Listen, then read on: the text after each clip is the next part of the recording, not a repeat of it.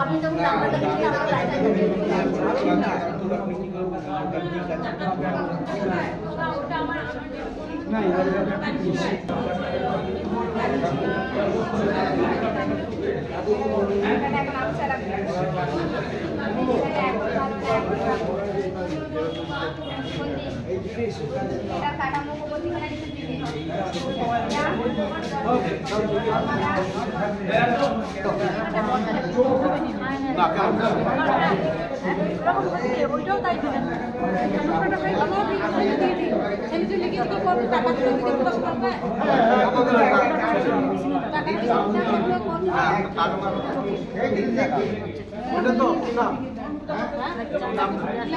হ্যাঁ স্কুলে যাবি পড়ে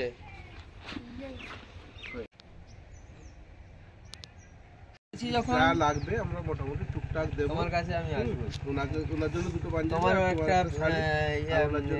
জিনিস আছে আমার বাড়িতে। তোমার ঠান্ডা লাগছে? কাজ করছিলে?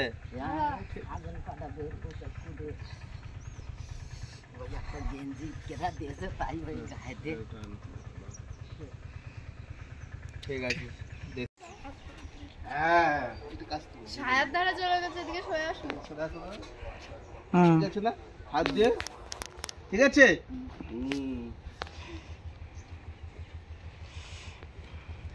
ঠিক আছে না আমাকে ছাত্রী হ্যাঁ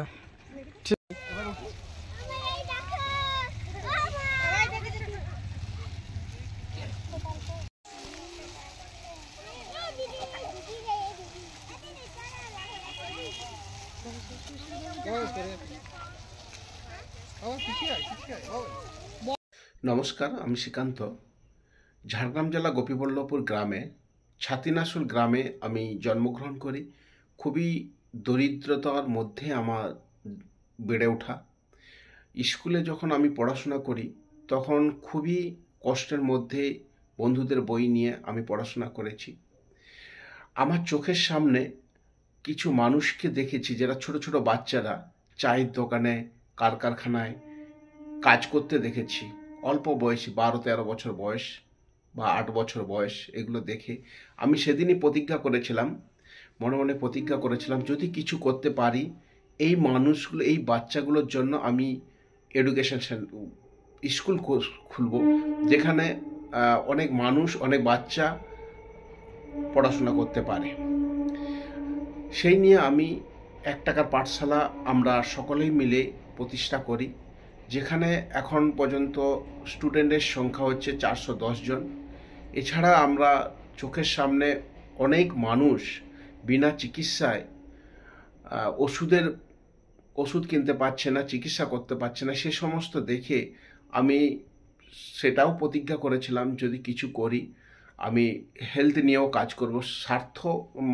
স্বাস্থ্য ও হেলথ শিক্ষা নিয়ে আমি কাজ করব। তো সেখানে বিভিন্ন এলাকায় সারা পশ্চিমবঙ্গ জুড়ে আমি বিনামূল্যে স্বাস্থ্য ও চক্ষু পরীক্ষা শিবিরের আয়োজন করা হয়। এবং সুন্দরবন, যেখানে জলে কুমির, ডাঙায় বাঘ, প্রতিনিয়ত লড়াই করে ওরা জীবিকা নির্ভর করে জঙ্গলে যায় মাছ ধরতে, তারপরে গভীর জঙ্গলে যাওয়ার পরে ওরা বাঘের আক্রমণে মারা যাওয়ার পরে পুরো ফ্যামিলি শূন্য হয়ে পড়ে, নিঃস্ব হয়ে পড়ে। সেই সমস্ত ফ্যামিলিদেরকে আমরা ব্যাঘ্র বিধবা ভাতা দিয়ে থাকি। এছাড়া আমরা জরুরি ভিত্তিতে ব্লাড এর ব্যবস্থা করে থাকি। তো আমার 40 বছর পূর্তি উপলক্ষে আমি 40তম ব্লাড রক্তদান করতে পেরেছি। এছাড়া আমাদের বিভিন্ন রকমের কাজকর্ম করা হয়। 2017 সালে একটি মেয়েকে বিক্রি করে দিয়েছিল লক্ষ্মীপুর গ্রামে, কাটোয়া লক্ষ্মীপুরে, পূর্ব বর্ধমানে। আমি হায়দ্রাবাদ থেকে ওকে উদ্ধার করেছিলাম, যেখানে আমি প্রায় 1 মাস হায়দ্রাবাদে ছিলাম। রেড লাইনে বিক্রি করে দিয়েছিল, সেখান থেকে আমি উদ্ধার করতে পেরেছি। তো এই ধরনের মানুষের কাজ করি। এছাড়া কোনো ভবঘুরের গৃহহীন হয়ে পড়েছে, বাড়ি যেতে পারছে না, সে সমস্ত নিয়ে আমরা কাজ করি। তো সকলের সহযোগিতা নিয়ে আমি কাজ করছি, আর সকলে আছেন বলে হয়তো আমি কাজ করতে সুবিধা হচ্ছে, বা সকলের সহযোগিতা নিয়ে আমি কাজ করছি।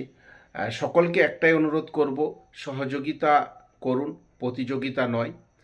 সকলের পাশে থাকার চেষ্টা করবেন। মানুষ মানুষের জন্য, মানুষ হয়ে জন্মেছি, যদি মানুষের পাশে না থাকতে পারি, মানুষ জন্ম নেওয়াটাই বেকার। তো সবাই ভালো থাকবেন, সুস্থ থাকবেন, এই কামনা করি।